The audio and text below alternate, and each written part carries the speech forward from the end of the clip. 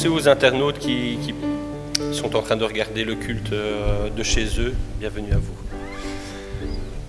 Nous allons commencer par une prière. Je vous invite à pouvoir vous incliner dans la prière. Seigneur, nous te prions, Seigneur. Merci de nous donner la possibilité, Seigneur, ce dimanche matin, d'être réunis en ton nom, Seigneur, dans cette église, Seigneur, comme parmi d'autres églises dans le monde entier, Seigneur. Premier jour de la semaine, Seigneur, nous le plaçons pour toi, comme tu l'as ordonné, Seigneur. Merci pour nos autorités, nous te prions pour elles, Seigneur, de nous donner la liberté de pouvoir nous rassembler en toute liberté, Seigneur. Je te prie aussi, Seigneur, pour nos malades ce dimanche matin, particulièrement, Seigneur. Merci pour ceux que tu as pu guérir aussi. Et que tu puisses accompagner ceux qui sont dans la difficulté de la maladie, Seigneur, qui sont dans un long combat par rapport à cette maladie, Seigneur, ou à différents maux qui peuvent gangréner, Seigneur, leur corps, leur âme, Seigneur. Je te prie aussi pour te remercier, Seigneur, pour la joie de la création que tu as créée, tout simplement, et qui continue à porter ses fruits tout au long des années, Seigneur. Nous pouvons jouir des plantations, nous pouvons jouir des océans, nous pouvons jouir de tout ce que peut nous apporter cette belle terre, Seigneur. Merci pour ce que tu peux nous permettre d'avoir, Seigneur, de pouvoir nous nourrir, de pouvoir nous vêtir, Seigneur. Merci pour toutes ces choses que nous avons en abondance dans notre pays, Seigneur. Et je te remercie aussi, Seigneur, pour la joie que tu nous donnes au-delà de nous rassembler ce dimanche matin, la joie de nous retrouver entre frères et sœurs en Christ, Seigneur. Que les enfants soient rassemblés en bas, Seigneur, puissent jouer ensemble, puissent apprendre des leçons au niveau de l'école du dimanche, puissent chanter ensemble aussi, Seigneur, comme nous le faisons ici même dans cette pièce, Seigneur, pour te rendre un culte à ta gloire, Seigneur. Que toutes nos pensées, que tous nos mots, Seigneur, que tous nos chants, Seigneur, puissent s'élever vers toi, Seigneur, comme une adoration, Seigneur. Dans le nom de ton Fils Jésus. Amen. Bienvenue à tous. Alors nous allons pouvoir nous lever pour commencer avec un premier chant, accompagné par l'ensemble des musiciens. C'est « Bénis Dieu ». Merci aussi à l'équipe de la Sono de pouvoir nous accompagner ce dimanche matin, comme chaque dimanche aussi, tout simplement, pour dire de pouvoir avoir un culte qui soit ordonné, qui soit bien réalisé aussi, pour même vous qui êtes chez vous, de pouvoir correctement entendre et apprécier ce culte chaque dimanche.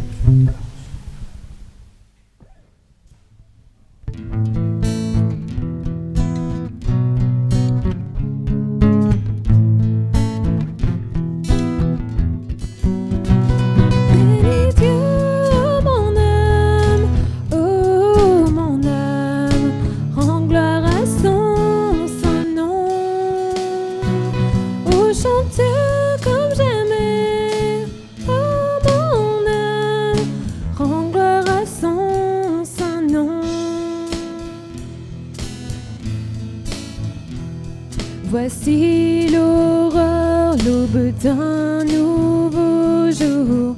Pour toi un chant doit s'élever devant ce qui m'attend et ce qui pourrait arriver.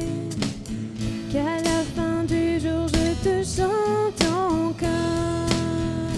Bénis Dieu, oh mon âme, oh mon âme, rends gloire à son saint nom. Oh chanteur comme jamais, oh mon âme, rends gloire à son saint nom.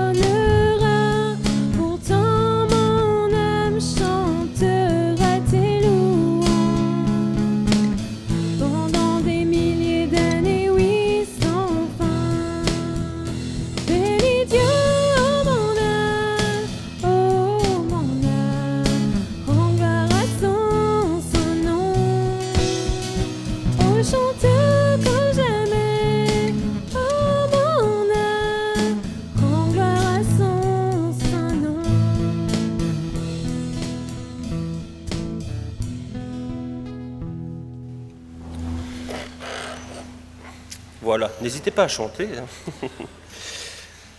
Alors, je vous invite à pouvoir ouvrir vos Bibles et de prendre les psaumes. Nous allons prendre le psaume 23 en entièreté.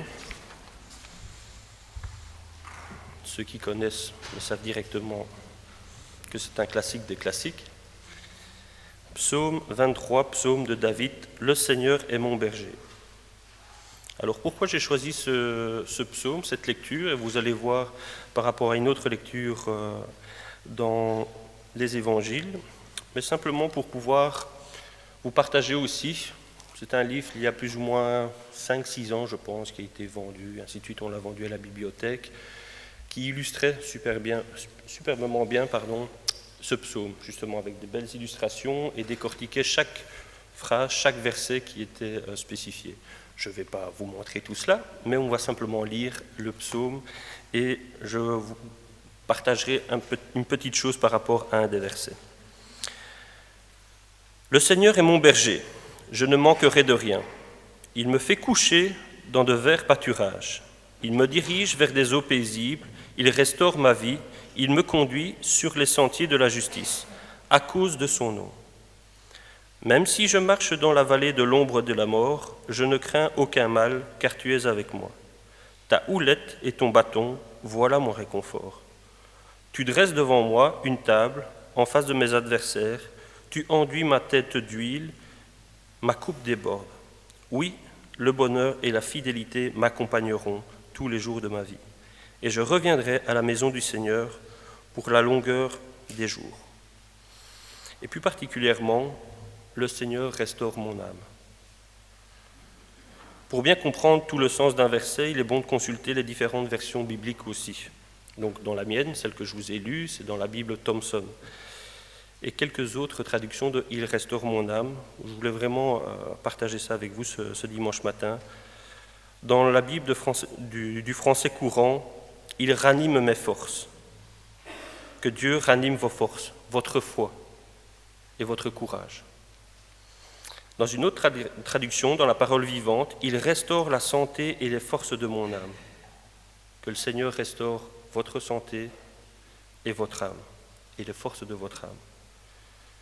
Dans la traduction de la Bible Second 21, « Il me rend des forces ». Que Dieu vous rende ce que l'ennemi vous a volé. Merci Seigneur pour cette lecture et pour cette parole aussi qui nous accompagne depuis des années et pour d'autres chrétiens depuis des centaines d'années aussi. Nous allons chanter le chant numéro 2, oui. « Ton nom est grand ». Nous allons être accompagnés par les musiciens et en même temps, nous allons pouvoir donner l'offrande directement. Je le fais avant le culte spécialement, donc je vais inviter Marc à pouvoir faire passer l'offrande. Donc le chant « Ton nom est grand ».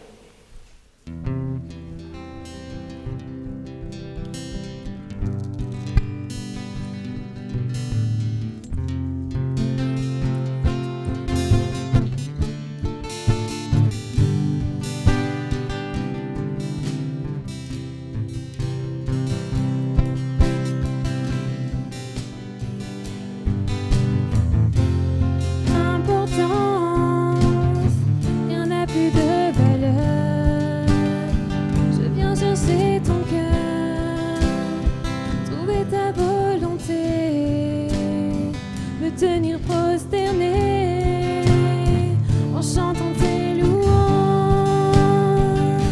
Ton nom est grand, ton nom est saint, ton nom est digne de louange. À toi l'honneur, à toi la gloire, à toi la puissance et la force. Jésus,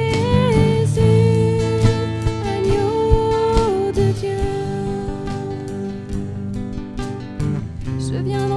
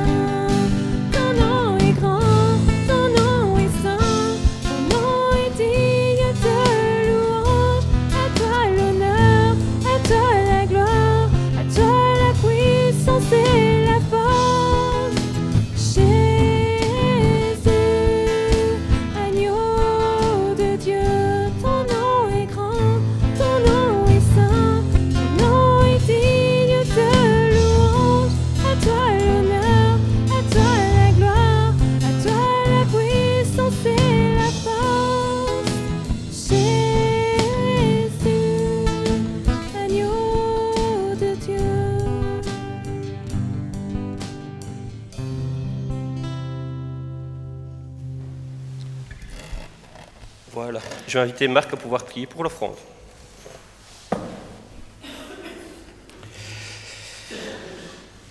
À toi la gloire, Seigneur, à toi la louange. Ton nom est grand, comme nous venons de le chanter. Merci pour cette offrande, Seigneur. Merci pour notre participation, Seigneur. Merci parce que nous te rendons une infime partie de tout ce que tu nous donnes, Seigneur, jour après jour.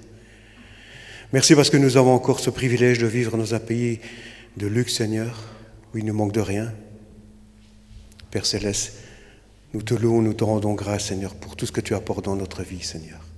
Que tu puisses faire fructifier cette offrande, Seigneur, et qu'elle puisse servir à l'avancement de ton règne, Seigneur. Qu'elle puisse servir aux personnes démunies, Seigneur, qu'elle puisse servir à ceux qui sont sur le terrain, Seigneur. Que ce soit un encouragement pour chacun qui puisse verser son offrande, Seigneur. Prépare notre cœur aussi, Seigneur, à l'écoute de ta parole qui sera annoncée, et que cette parole nous fasse du bien, Seigneur. Dans le bon nom de ton Fils Jésus-Christ, je t'ai prié. Amen.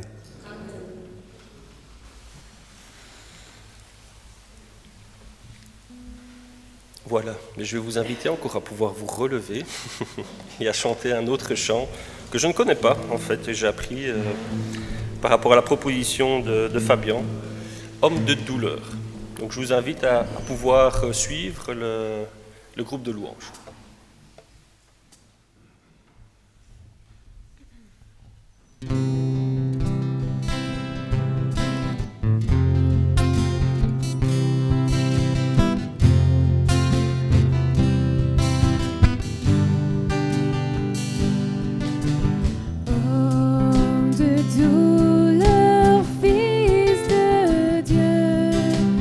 Trahi par les siens.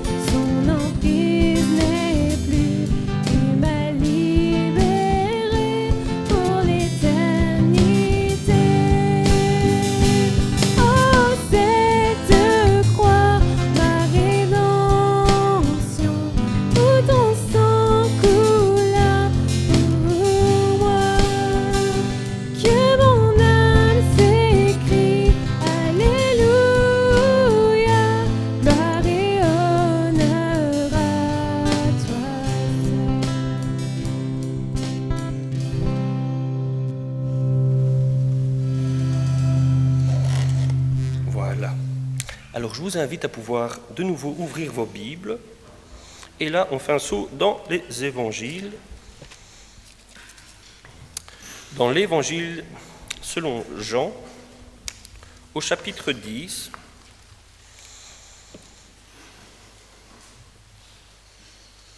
On a pris dans les psaumes tout à l'heure « Le Seigneur est mon bon berger ». Le Seigneur est mon berger. Et ici, c'est le bon berger. Donc, évangile de Jean, au chapitre 10 et au verset 7.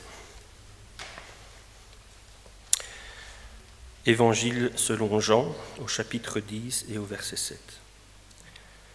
Jésus leur dit encore « Amen, amen, je vous le dis, c'est moi qui suis la porte des moutons. Tous ceux qui sont venus avant moi sont des voleurs et des bandits, mais les moutons ne les ont pas écoutés. C'est moi qui suis la porte. Si quelqu'un entre par moi, il sera sauvé. Il entrera et sortira et trouvera des pâturages. Le voleur ne vient pas que pour voler, abattre et détruire. Le voleur ne vient que pour voler, abattre et détruire. Moi, je suis venu pour qu'ils aient la vie et l'aient en abondance. C'est moi qui suis le bon berger. Le bon berger se défait de sa vie pour ses moutons. Quand il voit venir le loup, l'employé, celui qui n'est pas berger, et pour qui il ne s'agit pas de ses propres moutons, il s'enfuit en abandonnant les moutons. Et le loup s'en empare, il les disperse. C'est un employé, il n'a pas de souci des moutons. C'est moi qui suis le bon berger. Je connais mes moutons et mes moutons me connaissent. Comme le Père me connaît et comme moi, je connais le Père. Et je me défais de ma vie pour mes moutons. Au verset 16. J'ai encore d'autres moutons qui ne sont pas de cet enclos. Ceux-là aussi, il faut que je les amène. Ils entendront ma voix et ils deviendront un seul troupeau, un seul berger. Si le Père m'aime, c'est parce que moi, je me défais de ma vie pour la reprendre. Personne ne me l'enlève, mais c'est moi qui m'en défais de moi-même. J'ai le pouvoir de m'en défaire et j'ai le pouvoir de le reprendre. Tel est le commandement que j'ai reçu de mon Père. Il y eut encore division parmi les Juifs à cause de ces paroles. Beaucoup d'entre eux disaient « Il est un démon, il est fou, pourquoi l'écoutez-vous » Et d'autres par contre disaient « Ces paroles ne sont pas celles d'un démoniaque. Un démon peut-il ouvrir les yeux des aveugles ?» Voilà pour la lecture, qui illustre le chant qu'on vient de chanter justement. Alors avant de passer à la prédication, on va chanter un dernier chant, donc je vais vous inviter à pouvoir vous lever et de chanter le chant « Entends mon cœur », où là je pense qu'on le connaît très bien dans cette église. Donc élevons nos voix avant de pouvoir écouter la prédication de notre pasteur.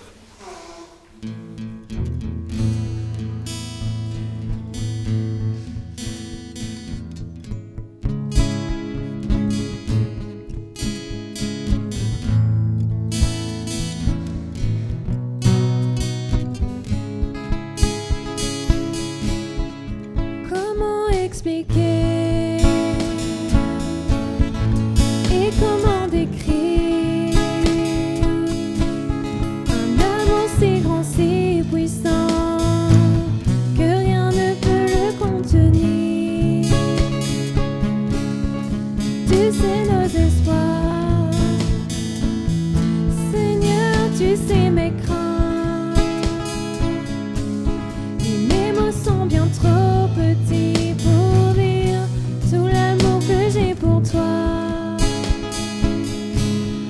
Alors entends mon cœur, mon esprit qui te loue, entends le chant d'amour d'un enfant racheté. Je prendrai mes faibles mots pour te dire quel Dieu merveilleux tu es. Je ne pourrai pas te dire combien je t'aime, alors entends mon cœur. C'est tout comme la pluie, les mots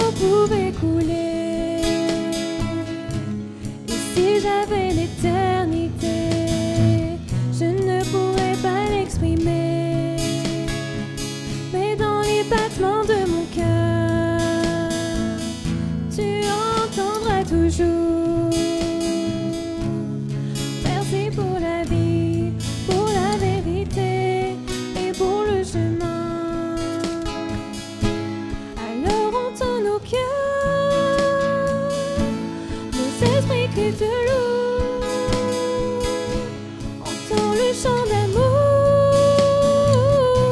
de tout est racheté. Nous prendrons nos faibles mains pour te dire quel Dieu merveilleux tu es. Nous ne pourrons pas te dire tout notre amour, alors entends nos cœurs.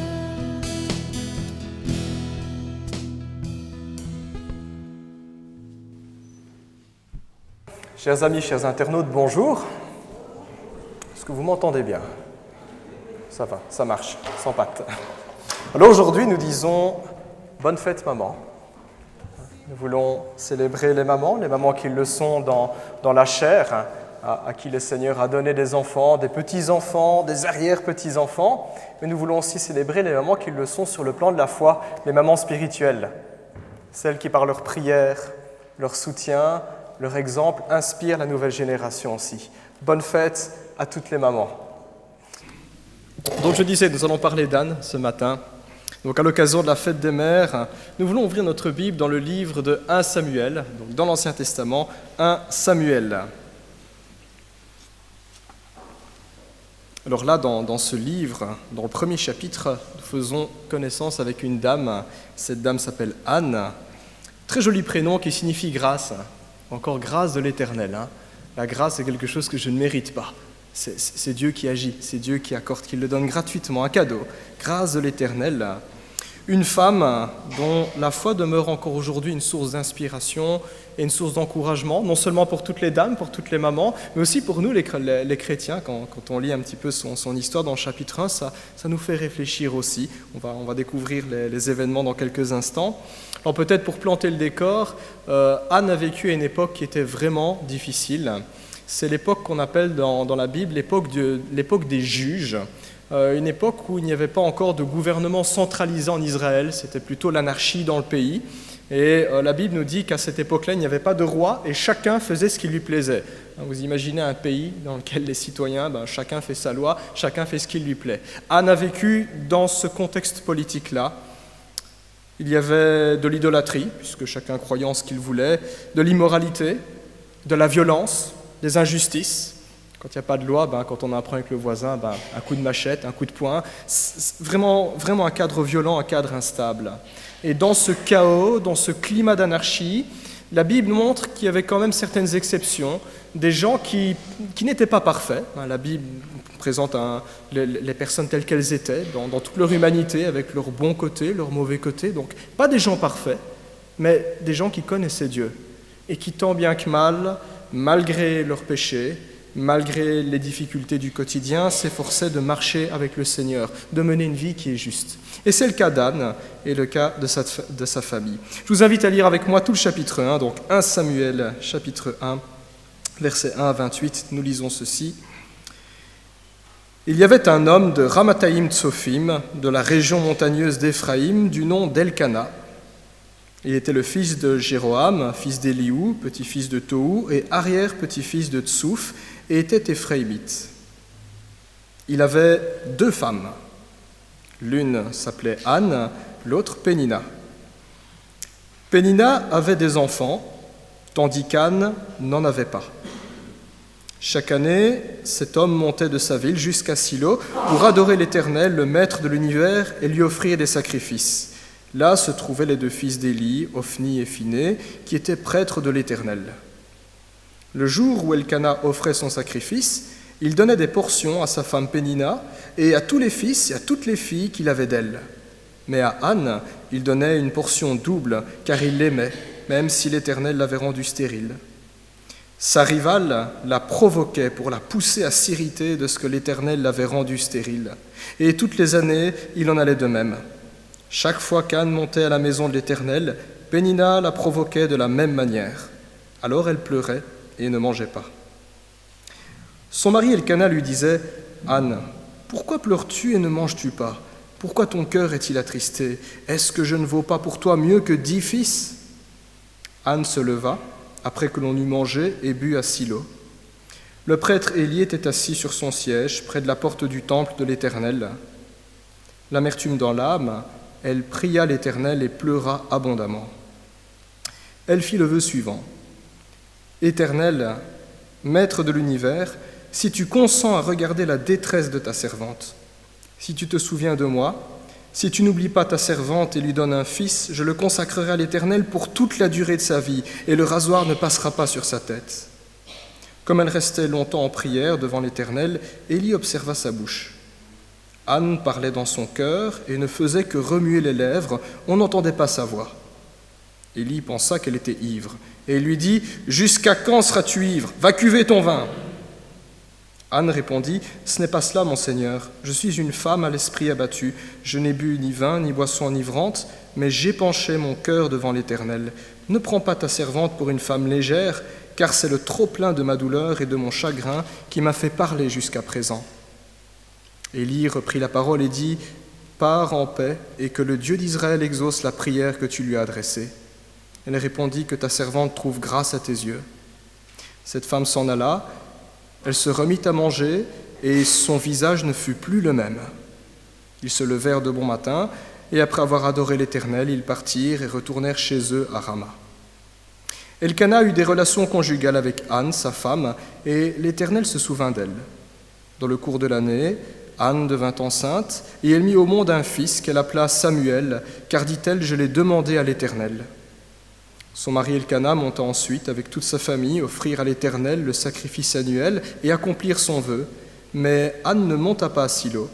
Elle dit à son mari « Lorsque l'enfant sera sevré, je l'y conduirai, afin qu'il soit présenté devant l'Éternel et qu'il reste là pour toujours. » Son mari Elkana lui dit « Fais ce qui te semblera bon, attends de l'avoir sevré, seulement que l'Éternel accomplisse sa parole. » La femme resta donc là, et elle allaita son fils jusqu'au moment de son sevrage.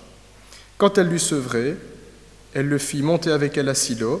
Elle prit 3 taureaux, 22 litres de farine et une outre de vin. Elle conduisit l'enfant à la maison de l'Éternel à Silo, alors qu'il était encore tout jeune. Ils égorgèrent les taureaux et conduisirent l'enfant à Élie.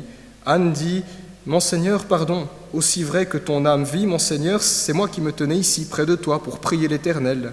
C'était pour cet enfant que je priais. Et l'Éternel a exaucé la prière que je lui adressais. Aussi, je veux le prêter à l'Éternel. Il sera toute sa vie prêté à l'Éternel. » Et ils se prosternèrent là devant l'Éternel. Amen, jusqu'à la lecture. Je vous invite à prier. Seigneur, alors que nous avons ouvert ta parole, que nous l'avons lue, nous voulons te demander que tu puisses aussi éclairer notre intelligence et notre cœur. Nous croyons que tu es le Dieu de la vie qui renouvelle toutes choses, qui redonne de l'espoir là où tout semble sombre, noir et triste et désespéré. Tu es le Dieu tout-puissant, Seigneur.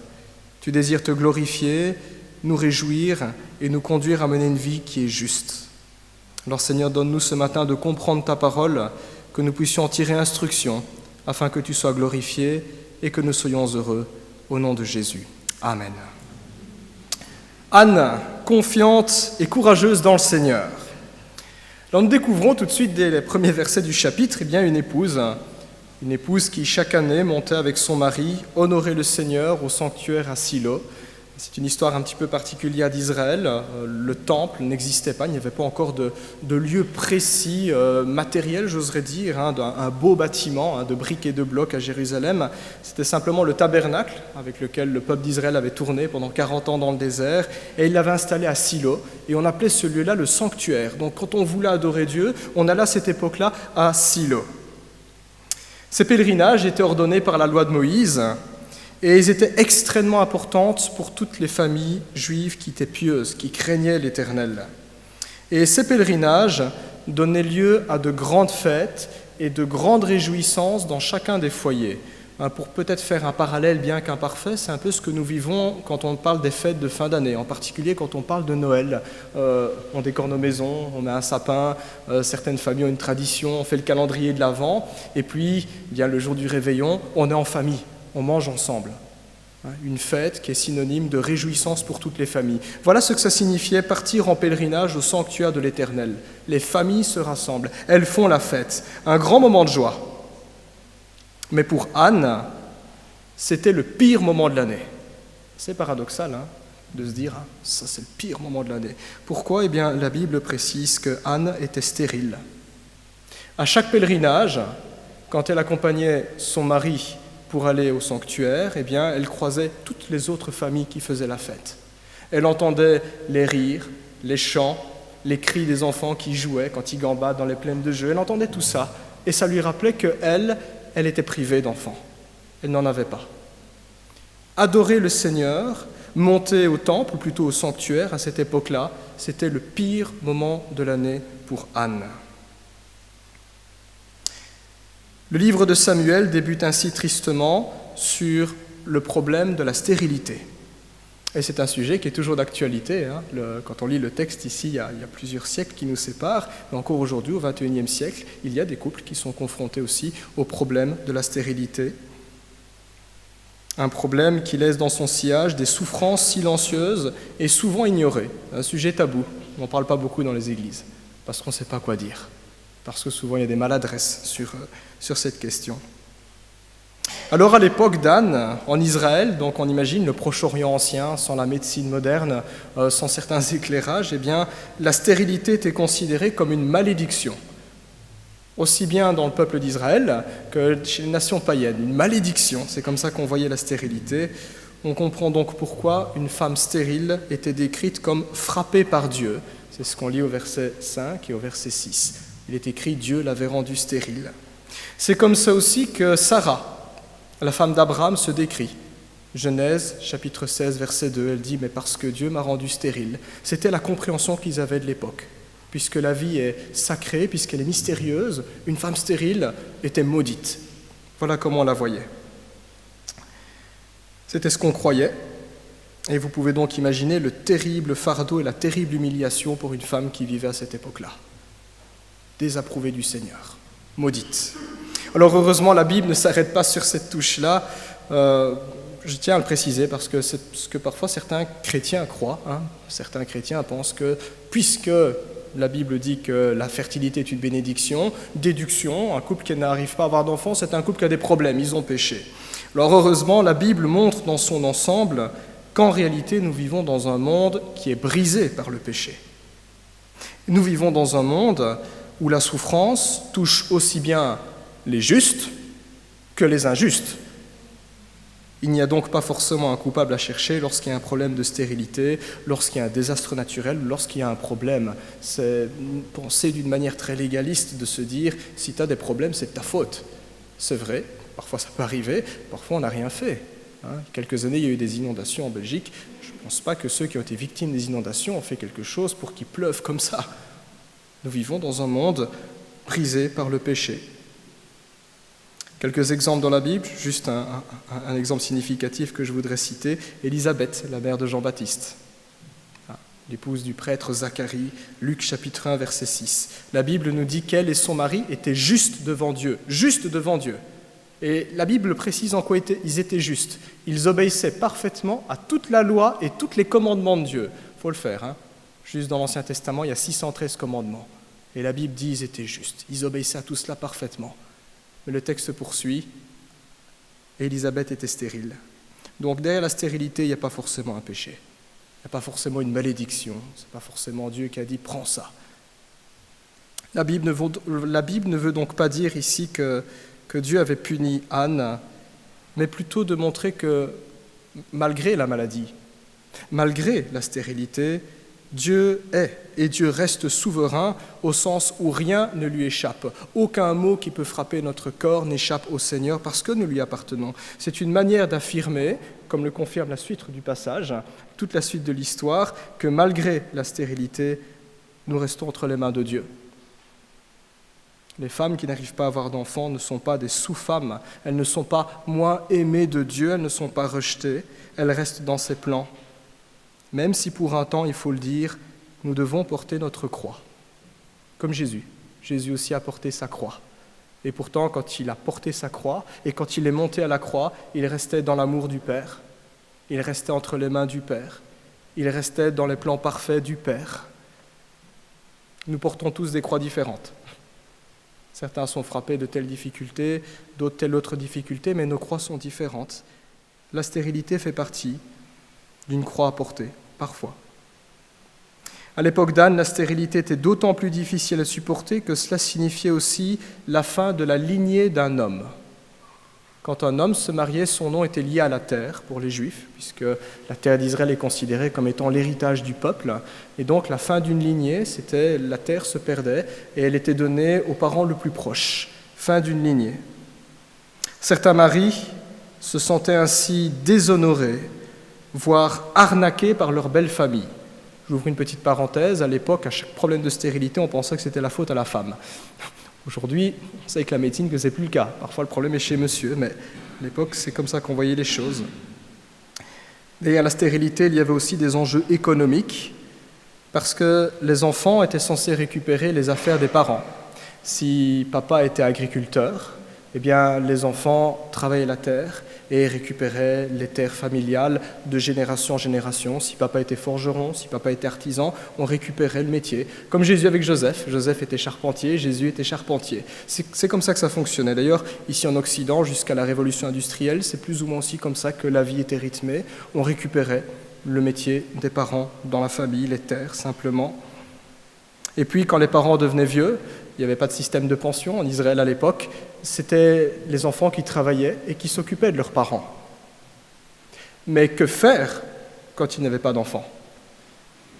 L'absence d'enfants était donc synonyme de honte, punition de Dieu, voilà comment la société voyait les choses, et puis synonyme de pauvreté. Les parents se disaient, on va vieillir et on n'aura pas de pension. En sachant tout ce contexte culturel, eh bien, essayons de nous mettre à la place d'Anne. Qu'est-ce qu'elle devait ressentir vis-à-vis de son mari ? Elle devait se dire, moi je suis une bonne à rien. À cause de moi, il y a des difficultés, il y a la honte sur le foyer et j'apporte pas ma part, entre guillemets. Voilà comment Anne devait se sentir dans ce chapitre 1. Même si ce n'est pas détaillé dans tous ses sentiments, quand on connaît le contexte, on se dit, voilà ce qu'elle devait vivre pendant des années. Alors pour pallier à la stérilité d'une femme, au Proche-Orient ancien, on permettait à un homme de renvoyer son épouse. Renvoyer, ça veut dire divorcer. Voilà. Tu n'arrives pas à me donner d'enfant, va voir ailleurs, retourne chez ton père. Ou on permettait aux hommes également de prendre une servante, choisie par son épouse, afin d'avoir d'elle les enfants souhaités. Exemple dans la Bible, Abraham. Dieu lui a promis un fils. Il se rend compte que sa femme Sarah est stérile. Il vieillit. Qu'est-ce qu'il fait ? Eh bien, il prend la servante de Sarah, Agar. Et elle a Ismaël, ce qui a créé pas mal de tensions d'ailleurs. Dans les deux cas, que ce soit un divorce ou que ce soit le fait de prendre une autre femme pour avoir une descendance, on ne peut qu'imaginer l'humiliation supplémentaire pour une femme qui est déjà en si grande souffrance. Alors dans le cas d'Anne, heureusement, Elkana l'aimait et la Bible nous dit qu'Elkana n'a pas demandé le divorce et Elkana n'a pas pris une concubine. Mais puisque la souffrance n'est jamais une question qui est simple, eh bien la Bible nous dit qu'Elkana avait 2 femmes. C'est dans les tout premiers versets, on nous dit qu'il avait 2 femmes. Alors c'est un détail qui pourrait nous choquer aujourd'hui, surtout nous les Belges du XXIe siècle, mais nous devons comprendre qu'à l'époque, eh bien, la polygamie était quelque chose qui était tout à fait normal. On la voit de nombreuses reprises dans l'Ancien Testament. Dieu ne l'approuvera pas, parce que ça crée vraiment un gros boxon dans les familles, toute la rivalité, les jalousies que ça naissait. Mais Dieu ne l'approuvera jamais, mais il s'en accommodera, et puis il abolira la polygamie en Jésus-Christ. C'est depuis le christianisme, en particulier dans la société occidentale, qu'on est revenu à cette norme-là, un homme, une femme dans le mariage. Pourquoi ? Parce que c'est le plan initial de Dieu. L'homme quittera son père et sa mère, s'attachera à sa femme, pas ses femmes, sa femme, et les 2 ne feront qu'un. Et on retrouve cette image avec le Christ et l'Église. Pas ses églises, mais son Église, son épouse. Donc le christianisme a quand même apporté de bonnes choses dans nos sociétés. Quelques exemples de polygamie dans la Bible où il y a eu tout un tas de problèmes. Abraham, Jacob, les patriarches, David aussi, Salomon, 300 femmes, voilà. La Bible précise que la 2e épouse d'Elkana, Pénina, elle avait des enfants, et chaque année, à la même période, à chaque fois que la famille allait en pèlerinage jusqu'au sanctuaire, eh bien, elle ne manquait pas de le faire savoir à sa rivale Anne. Alors à ce stade-là, on aurait envie de prendre des pierres et de les jeter sur Pénina en disant « méchante femme », mais réfléchissons un petit peu, pour elle aussi la vie ne devait pas être facile. Pour elle aussi, la vie ne devait pas être facile, puisque le verset 5 nous dit que Elkana aimait Anne Sous-entendu qu'il aimait moins Pénina. Il y avait une souffrance dans cette famille, une souffrance latente. Chaque pèlerinage était ainsi l'occasion de remuer le couteau dans la plaie. Et Pénina savait qu'elle n'était pas autant aimée qu'Anne, et Anne voyait Pénina faire la fête avec ses enfants et voir toutes les familles. Et c'est dans ce contexte, nous dit la Bible, qu'un jour, Anne, n'en pouvant plus, se rendit seule au sanctuaire pour y déverser toute sa souffrance, sa bouillonne. Ce sont des années de frustration, d'amertume, de prière sans doute non exaucée. Elle s'est approchée du Seigneur et elle a épanché son cœur. Elle pria silencieusement, nous dit la Bible. Ce qui est frappant dans ce chapitre 1, c'est qu'on a l'impression que tout semble contre Anne. Et parfois, c'est aussi le sentiment qu'on peut avoir, peut-être pas forcément un problème de stérilité, mais d'autres problèmes que l'on peut connaître dans notre vie. Parfois, on a ce sentiment que tout est contre nous. Dans le cas d'Anne, eh bien, son mari était aimant, mais son mari ne semblait pas comprendre combien elle souffrait. Quand on regarde simplement verset 8, Elkana lui dit « Anne, pourquoi pleures-tu et ne manges-tu pas ?» On a envie de dire, sans blague, tu ne comprends pas pourquoi ? « Pourquoi ton cœur est-il attristé ?» dit-il. « Est-ce que je ne vaux pas pour toi mieux que 10 fils ?» Nul doute que c'était un mari attentionné qui voulait consoler sa femme, mais il ne réalise pas qu'elle est au plus bas là, elle est au plus bas. Pénina, elle en rajoutait une couche à chaque fois. Et elle lui disait, regarde, moi j'ai des enfants, toi tu n'arrives pas à en avoir. La société la voyait comme un boulet, et cerise sur le gâteau dans notre passage, le grand prêtre, l'homme qui est censé représenter Dieu, qui est censé apporter des conseils de la part de l'Éternel, le grand prêtre la prend pour une ivrogne, il l'interrompt dans sa prière et il lui ordonne d'aller cuver son vin ailleurs. Verset 14. Quand on lit le chapitre 1, on a envie de dire, Anne c'est une pauvre femme, elle n'a rien pour elle. Son mari ne comprend pas. Sous son nez, il y a toujours sa rivale avec ses enfants. La société la prend pour un boulet. Et même en allant dans le sanctuaire, on la rejette comme une plaie morte. Au fond, par cette manière de présenter les choses, eh bien, l'Écriture veut souligner qu'en ces instants précis, si personne n'était présent pour Anne, Dieu était présent pour elle. Voilà ce qu'on voit dans ce passage. Personne n'est présent pour elle. Même pas la maison, même pas le mari, même pas la société, même pas le prêtre. Il n'y a que Dieu qui est présent pour Anne. Dieu a été son seul recours, son seul rocher, sa seule forteresse. Le seul endroit où elle a pu trouver quelqu'un pour écouter, quelqu'un pour compatir, quelqu'un pour comprendre. Si le monde entier était contre elle, Dieu ne l'était pas. Et Anne le savait. Et d'une certaine manière, ce passage nous parle aussi. Si le monde entier est contre nous, si parfois nous n'arrivons pas à nous faire comprendre, ou si parfois même notre entourage, même avec la meilleure volonté, ne nous comprend pas, Dieu peut nous comprendre. Dieu peut nous comprendre. Dieu ne nous force pas à nous venir à lui, il ne va pas nous tirer, mais il y a toujours une porte qui est ouverte. Même quand le grand prêtre est à côté de la plaque. La foi d'Anne l'a conduit à faire un choix. Parce que c'est ça la foi. La foi est toujours un choix. Je choisis Dieu ou je ne le choisis pas. Mais la foi est un choix, et ce choix a conduit Anne à accepter la consolation et l'espérance qui viennent du Seigneur, plutôt que l'apitoiement et l'amertume. Ça, je voudrais préciser, c'est un choix. Nous sommes tous victimes de souffrance à un moment donné dans notre vie. Et ça, ce n'est pas notre choix. Ça nous tombe dessus, on n'a rien demandé. Mais la manière dont on va gérer cela par la suite est un choix.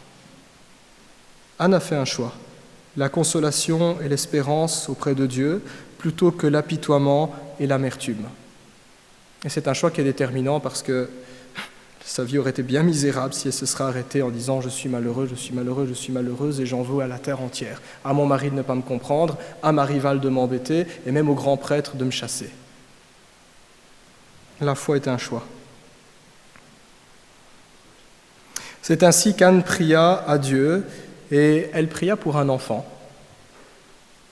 Remarquons aussi la manière dont Anne prie. C'est intéressant. C'est une prière qui est très courte. Et pourtant, c'est une prière qui a beaucoup de choses à nous dire. Il y a des prières comme ça dans la Bible. La prière du Notre Père, qui est l'exemple suprême pour nous les chrétiens.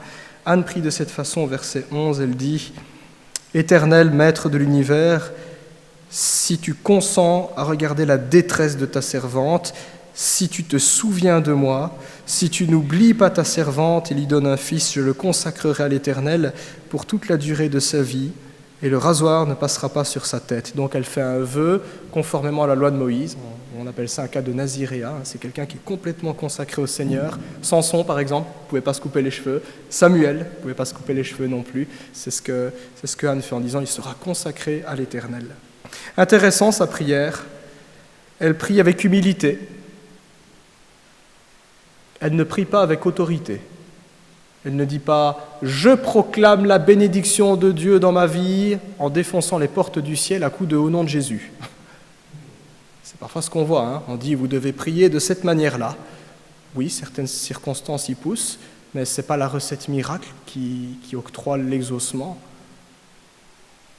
Une prière simple, une prière humble ici. 3 conditions.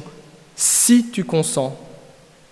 Ce n'est pas « je proclame que le Seigneur consent ». Si tu consens, si tu te souviens, si tu n'oublies pas. C'est une prière qui fait écho à la prière de Jésus dans le jardin de Gethsémane. « Père, éloigne de moi cette coupe, toutefois non pas ma volonté, mais la tienne. » On n'est pas dans de la proclamation, on ne prend pas la place de Dieu, on n'est pas en train de tracer une destinée à coup de proclamation, à coup de paroles de foi comme on entend. On n'est pas du tout dans cette optique ici.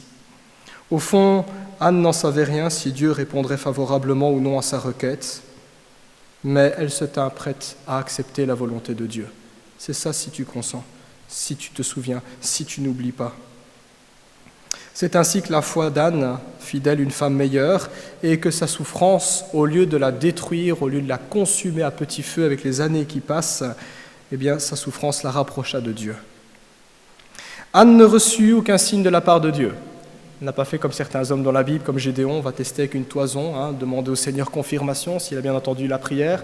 Comme quand on envoie un mail, on demande parfois un accusé de réception. Anne ne demande pas de signe, elle ne demande pas d'accusé de réception, elle ne reçoit rien du tout à ce niveau-là.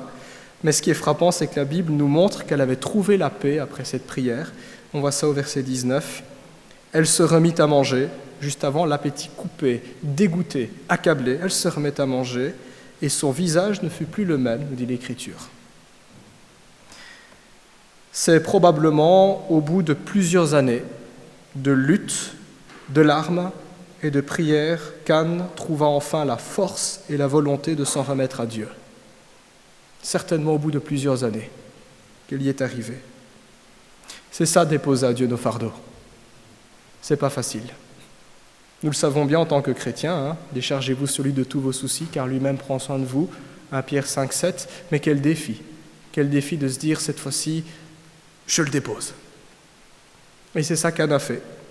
Et la Bible le dit tout simplement, elle se remit à manger, son visage ne fut plus le même. Ça ne veut pas dire, tous les problèmes sont résolus dans ma vie, tout va bien, je suis heureuse, etc. Mais ça veut dire, je peux continuer à avancer. La vie a du sens. Il y a encore de belles choses qui peuvent arriver, même si les choses ne se passent pas comme moi je le souhaiterais. Déposer les fardeaux aux pieds du Seigneur. Pour cette femme sans enfant, Dieu fut le rocher sur lequel elle trouva à nouveau un sens à sa vie. Dieu la sauva d'une vie misérable, pétrie d'amertume et de frustration. Et remarquons, et j'insiste bien sur ce point, remarquons que quand elle trouva la paix, elle n'avait toujours pas d'enfant. Elle n'avait toujours pas d'enfant. Le contenu de sa prière nous interpelle également. Il s'agit d'un vœu. Le verset 11 insiste. Elle fit le vœu suivant. C'est un vœu comme prière. Anne promit au Seigneur de lui consacrer son enfant s'il daignait la rendre fertile. Consacrer un enfant à Dieu, ce n'est pas une petite chose. On ne le fait pas à la légère en disant « Seigneur, je te consacre mes enfants, bénis-les, qu'ils réussissent bien leur vie ». Consacrer son enfant à Dieu, c'est littéralement le destiner à le servir, à entrer totalement dans le ministère. À l'époque, ça signifiait devenir prêtre, travailler dans le temple.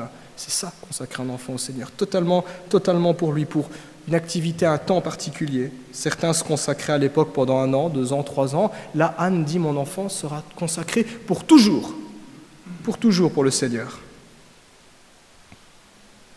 Cela impliquait qu'une fois sevrée, vers 3-4 ans, une fois sevrée, Anne devrait se séparer de son enfant pour le confier au grand prêtre. Autrement dit, après avoir été privée d'enfant pendant de très nombreuses années, elle expérimenterait la perte de son enfant.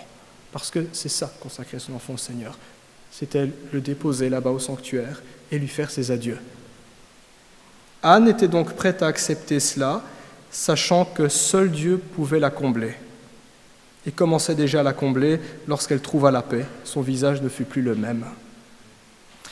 Et ce détail est important parce qu'il nous montre que dans son problème de stérilité, sa consolation n'était pas le fait d'avoir un enfant, de tomber enceinte, de pouvoir mettre au monde, mais sa consolation, c'était Dieu. C'est ce que nous montre le texte ici. C'est Dieu, sa consolation. Son visage ne fut plus le même, mais elle n'était pas encore enceinte et elle n'en savait rien si Dieu répondra à sa prière. Elle fait un vœu à l'Éternel, elle veut consacrer son enfant à Dieu. Pour beaucoup de parents aujourd'hui, et en particulier pour les mamans, pour les mamans, les enfants sont leur plus cher trésor. Et c'est vrai, les enfants sont précieux, c'est un cadeau de Dieu. Mais nous devons prendre garde de faire de nos enfants notre plus cher trésor au point de les idolâtrer, en les mettant sur un piédestal, au point qu'ils prennent même toute notre attention et que nous en oublions le Seigneur. Les enfants sont des trésors, c'est vrai, mais ils sont des trésors qui un jour finiront par partir pour faire leur propre vie. Quoi qu'on fasse, c'est des trésors qui partent, les enfants. Et si nous ne l'acceptons pas, si nous n'acceptons pas qu'à un moment donné, ils grandiront et ils partiront, eh bien nous resterons pauvres et misérables à leur départ. C'est ce qu'on vit quand on parle d'un mariage. C'est ça le mariage. L'homme quittera son père et sa mère. Il y a un déchirement qui se produit. Ce n'est pas une séparation d'affection, on continue à aimer papa et maman aiment leurs enfants, mais il y a un changement de proximité en quelque sorte qui se passe. Si nous savons que si nous avons Dieu pour plus cher trésor en nos cœurs, alors nous serons toujours riches. Et ce sera d'autant plus une joie que de constater le bonheur, et même le bonheur éternel de nos enfants, s'ils sont au Seigneur, le fruit de notre investissement. Le vœu d'Anne nous rappelle ainsi que connaître Dieu et servir Dieu doit être notre véritable trésor. Et c'est ce trésor-là, le trésor de la connaissance de Dieu, que nous partageons à nos enfants, que nous transmettons à nos enfants. Les enfants, en réalité, nous sont prêtés. Ils nous sont prêtés pendant toute la durée de leur enfance par le Seigneur, par le Père de qui toutes les familles de la terre tirent leur nom. C'est ce que nous dit Éphésiens chapitre 3, verset 15. Nos enfants portent notre nom de famille et on a tendance à dire « c'est les nôtres ». C'est vrai d'une certaine manière, mais dans une perspective beaucoup plus large, la Bible nous dit que Dieu est celui de qui toutes les familles de la terre tirent leur nom. Il est le Créateur, il prête les enfants aux parents, il prête les enfants aux mamans en particulier, puisqu'il y a toujours un lien particulier entre les mamans et leurs enfants, elles l'ont porté pendant 9 mois aussi, donc il y a cette dynamique-là. Et nous, parents, nous avons la glorieuse tâche de les conduire à la maturité, afin qu'un jour ils puissent entrer dans leur vocation. Et leur vocation qu'est-elle ? Connaître Dieu. Connaître Dieu et servir Dieu. À propos de vocation, nous aspirons souvent à ce que nos enfants réussissent dans la vie. Et c'est une bonne chose. Je serais quand même triste si j'entendais des parents disant « moi je souhaite que mes enfants échouent ». Nous voulons que nos enfants réussissent. Mais là où nous ne sommes pas toujours d'accord, c'est qu'entendons-nous par la réussite dans la vie. Souvent la réussite est définie en termes pécuniaires. Il doit avoir un beau métier, un métier qui rapporte beaucoup, un ingénieur, un médecin, un avocat, un astronaute, un prix Nobel, pourquoi pas. Ce n'est pas une mauvaise chose, c'est vrai. Mais sachons bien que réussir notre vie sur terre, c'est avant tout de connaître l'Éternel et de le servir. C'est la seule chose qui dure éternellement. Je répète, c'est la seule chose qui dure éternellement. Tout le reste, ça va disparaître. Tout le reste n'est qu'une parenthèse sur l'échelle de l'éternité. Les études qui ont été faites, le métier que nous avons exercé, les activités que nous aurions pu faire, tout cela disparaît. Seule demeure la connaissance de Dieu et ce qu'on a pu faire pour lui. Et c'est toute la leçon du livre de l'Ecclésiaste, si un jour vous le lisez, qui est une réflexion sur le sens de la vie. Ecclésiaste 12, 13, 14, la conclusion est « Crains Dieu et respecte ses commandements ». Car c'est ce que tout homme doit faire, en effet, Dieu nous appellera en jugement sur toutes nos œuvres, qu'elles aient été cachées ou révélées.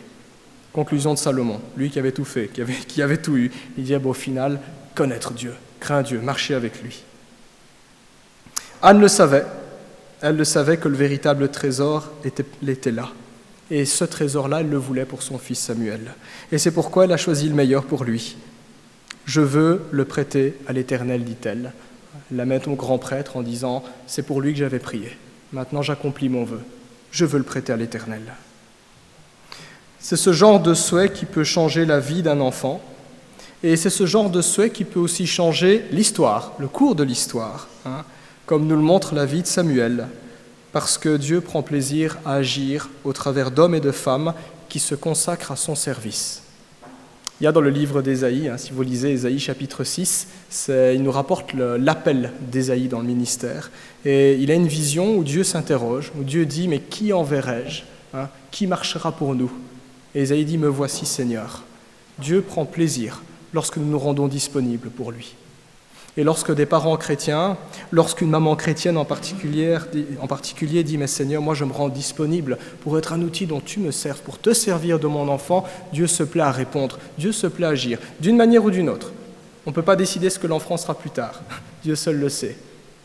Mais Dieu entend ce genre de prière, ça fait la différence.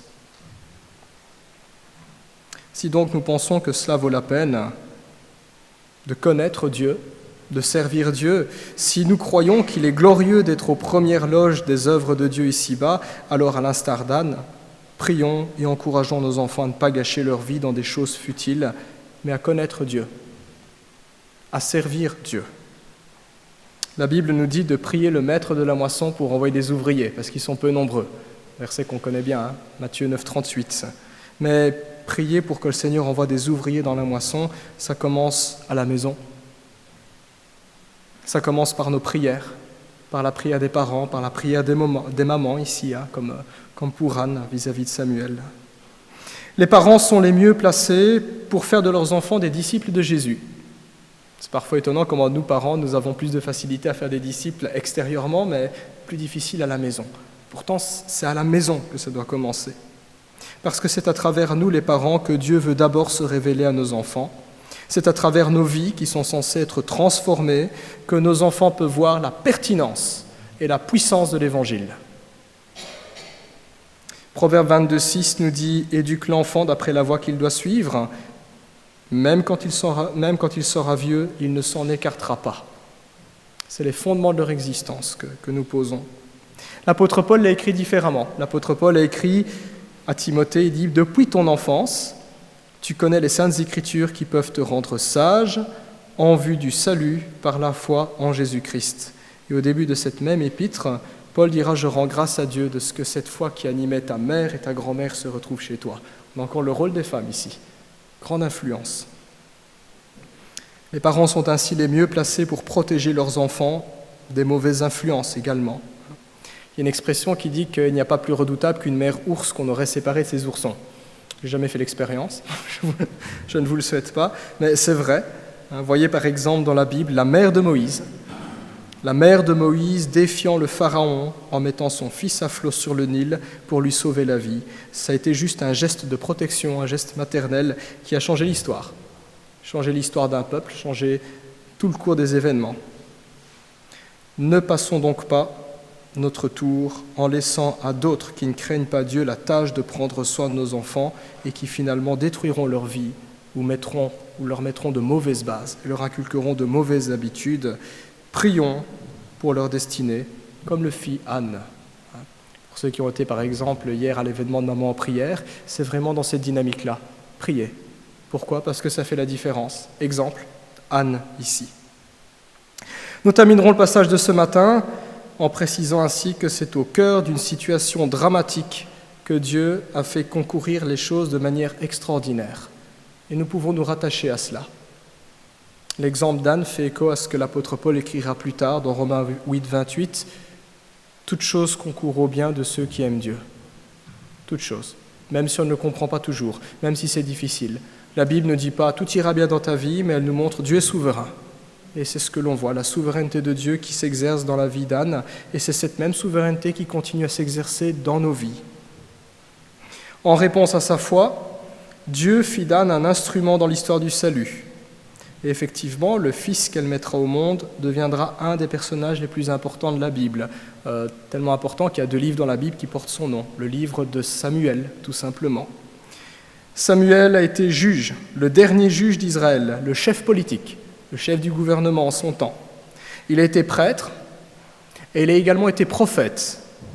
À l'exception de Jésus-Christ, aucun autre personnage dans la Bible n'a conjugué simultanément les fonctions les plus importantes de la nation d'Israël. Ça, c'est Samuel, ce qu'il a fait. Il est en quelque sorte une annonce de Jésus-Christ. C'est Samuel qui consacrera également David comme roi d'Israël, le plus grand roi d'Israël, qui établira la monarchie et qui tracera également la lignée messianique. Ainsi, Anne se révèle dans ce passage comme un exemple de la grâce, comme son nom l'indique, comme un exemple de la grâce de Dieu agissante malgré de grandes difficultés, malgré les circonstances qui ne sont pas du tout favorables. Anne incarne la foi du peuple d'Israël telle qu'elle aurait dû être en cette période troublée. Le peuple n'avait pas foi, en général, Anne avait foi. Elle s'inscrit parmi les héros de la foi qui encore aujourd'hui nous parlent au travers de leur vie et qui tracent un chemin jusqu'à Jésus-Christ.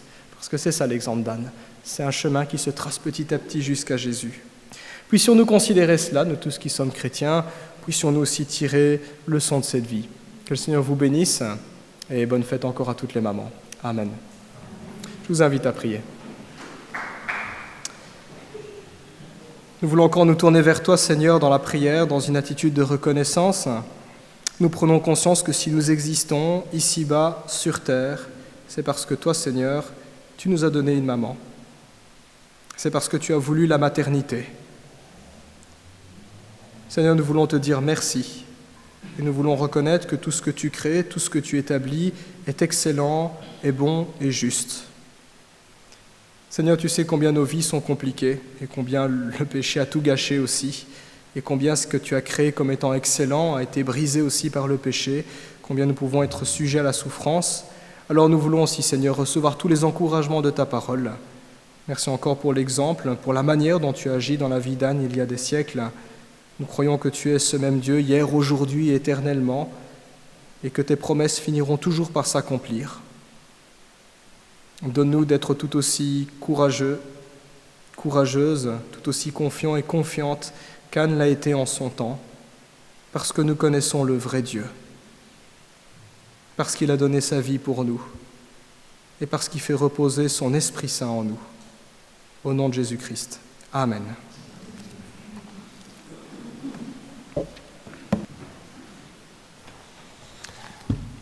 Merci à notre pasteur, merci à Yves pour ce message de vérité, ce message d'espoir aussi,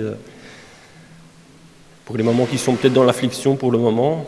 Et merci pour ce message aussi de réconfort, de se dire, en tant que maman, en tant que papa aussi, on viendra bientôt les fêter d'ici un mois, mais comme quoi, voilà, on travaille correctement pour nos enfants, on essaye de faire tant bien que mal, malgré nos imperfections, de pouvoir avancer et faire grandir aussi nos enfants. Donc, bonne fête aux mamans, bonne fête à ma maman. Voilà, nous avançons petit à petit vers la fin de notre culte. Les enfants vont pouvoir monter à un moment donné, mais nous allons passer au niveau du repas de la Sainte Seine. Je vais inviter les musiciens à pouvoir prendre place.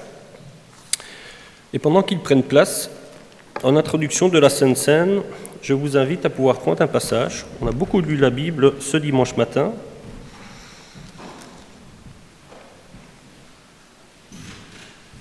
Dans l'Évangile selon Jean, au chapitre 15, et à partir du verset 1.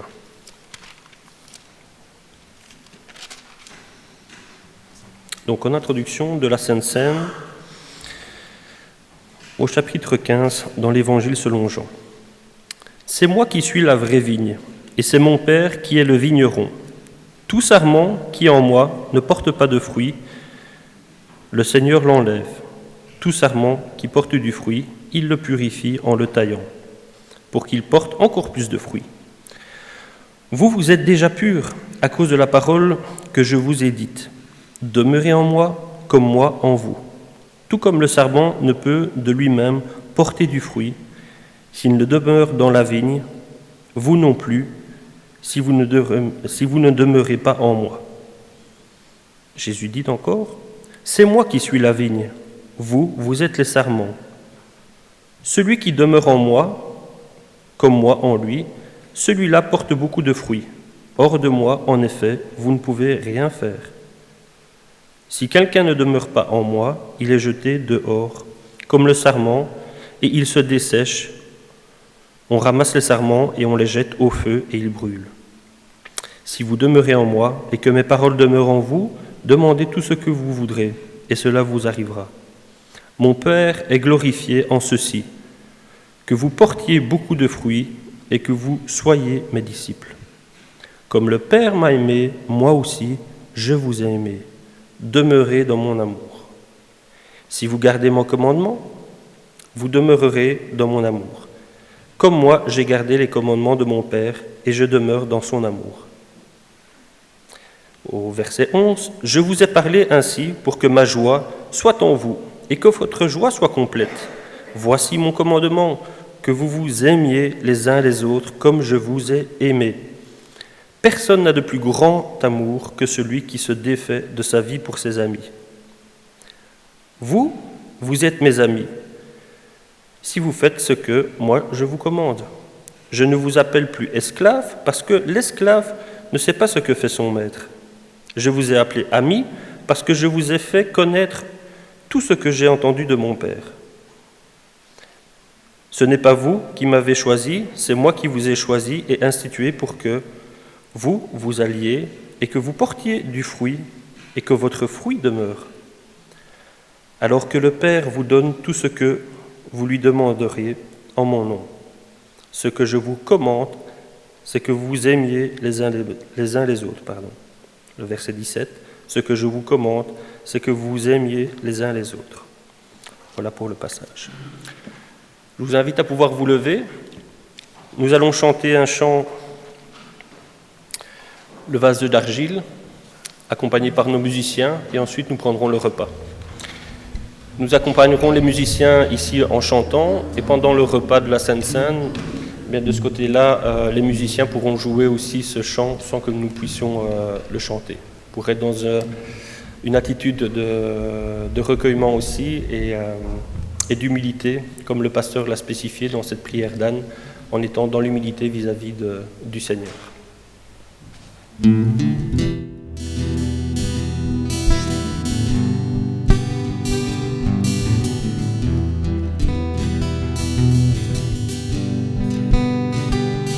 J'étais brisée, vide et sans espoir.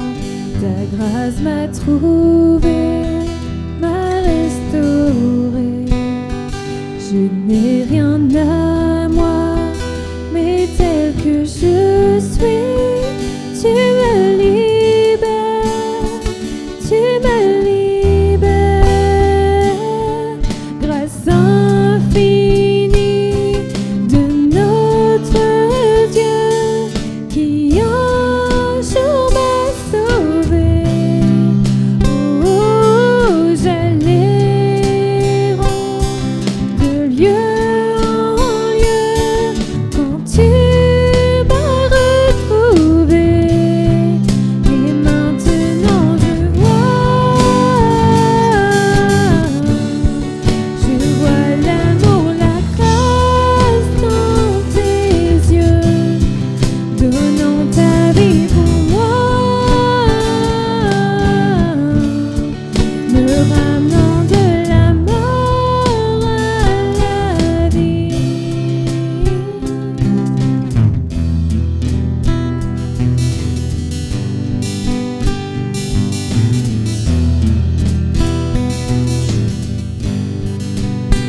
Tu prends nos échecs, tu prends nos faiblesses, tu places ton trésor dans des vases d'argile.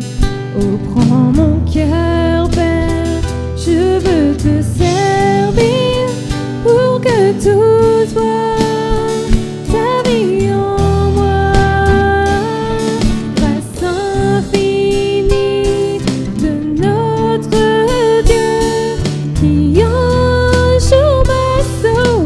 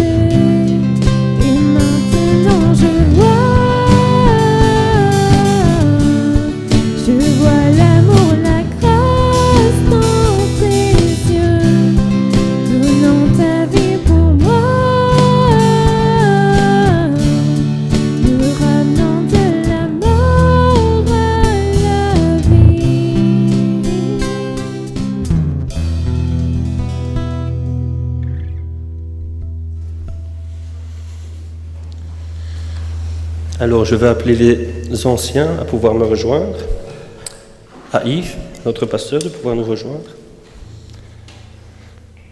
à Douran, je vois Sacha, à pouvoir venir aussi, et à André.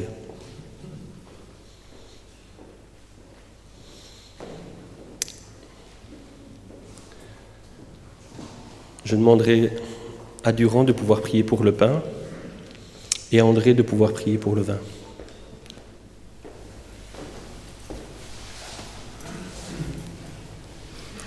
Merci Seigneur pour le pain que tu nous donnes, qui représente ton corps. Merci pour ce que tu as fait pour nous. Tu es mort à la croix à cause de nos péchés. Pardonne-nous et reste toujours avec nous, à nos côtés. À ton nom, c'est Amen.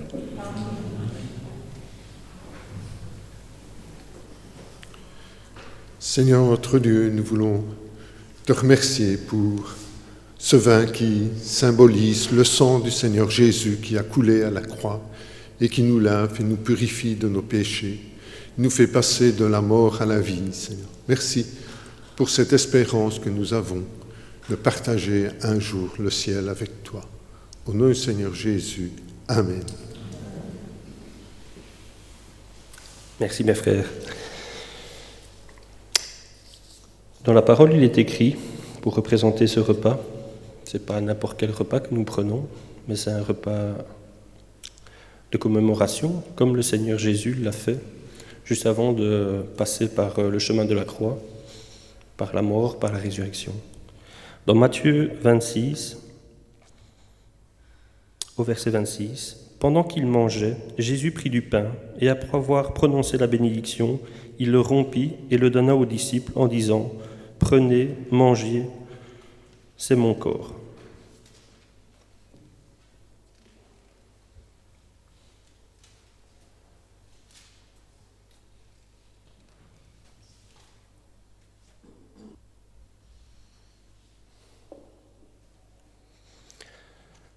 Il prit ensuite une coupe, et après avoir rendu grâce, il la leur donna en disant, « Buvez-en tous, c'est mon sang, le sang de l'Alliance qui est répandu en faveur d'une multitude, pour le pardon des péchés.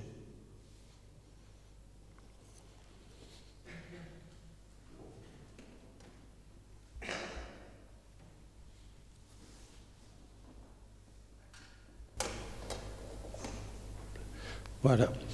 J'invite l'ensemble des frères et sœurs qui sont en ordre par rapport à ce repas, qui sont passés par les eaux du baptême, qu'ils soient de cette église ou qui sont présents dans cette église peut-être pour la première fois, mais qui sont en ordre dans leur église et qui sont passés par les eaux du baptême, de pouvoir prendre ce repas. Ce n'est pas le repas de notre église, de ce bâtiment-ci, mais c'est le repas du Seigneur. Je vous invite à pouvoir vous lever. Et nos chers frères vont passer pour la distribution du pain et du vin.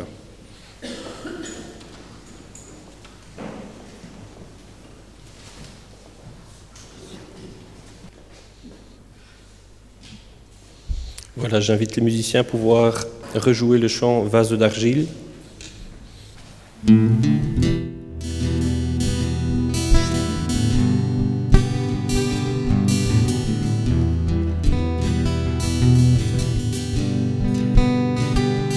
J'étais brisée, vide et sans espoir. Ta grâce m'a trouvée, m'a restaurée. Je n'ai rien à moi, mais tel que je suis, tu me libères, tu me libères. Grâce infinie.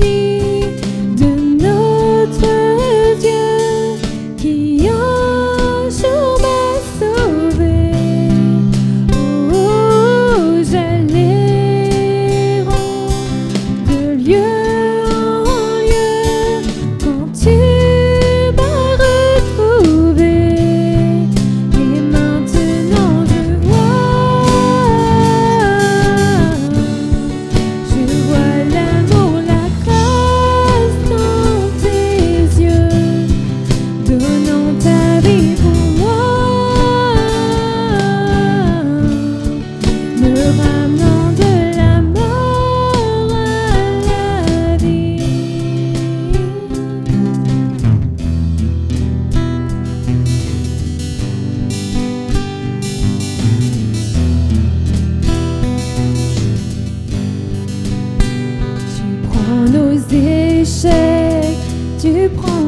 faiblesse.